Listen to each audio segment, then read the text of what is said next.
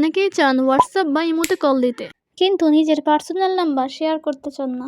তাহলে কি কোনো উপায় আছে নাম্বার হাইড রাখার? হ্যাঁ, অবশ্যই আছে।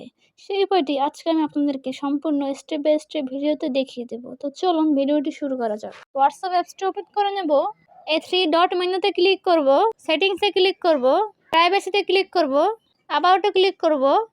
এরকম একটা ইন্টারফেস শো করছে। আপনারা 4টা অপশন দেখতে পাচ্ছেন, এভরিওয়ান, মাই কন্ট্যাক্টস এক্সেপ্ট নোবডি। তো আপনি যদি মাই কন্ট্যাক্ট দিয়ে রাখেন তাহলে আপনার কন্ট্যাক্ট লিস্টে বা আপনার নাম্বার যার মোবাইলে সেভ করা আছে শুধু সেই দেখতে পাবে আপনার নাম্বার, ঠিক আছে? আর যদি নোবডি দিয়ে রাখেন তাহলে কেউ আর আপনার নাম্বার দেখতে পাবে না। আমি নোবডি দিয়ে রাখছি। তারপর আমি আপনাদেরকে ইমোটটা দেখাচ্ছি। ইমোতে ক্লিক করলাম, লোগোতে ক্লিক করব, সিকিউরিটি অ্যান্ড প্রাইভেসিতে যাব, মেথড অফ অ্যাডিং মি এখানে ক্লিক করব।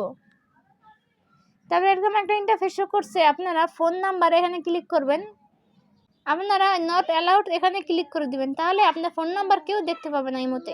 তো ভিউয়ার্স, এভাবে কিন্তু আপনারা আপনাদের হোয়াটসঅ্যাপ এবং ইমোর নাম্বার কিন্তু হাইড করে রাখতে পারবেন। যে কোনো জায়গায় কল দিতে পারবেন, কিন্তু সে আপনার নাম্বার কিন্তু দেখতে পাবে না। এভাবেই কিন্তু আপনি আপনার প্রাইভেসি বজায় রাখতে পারবেন।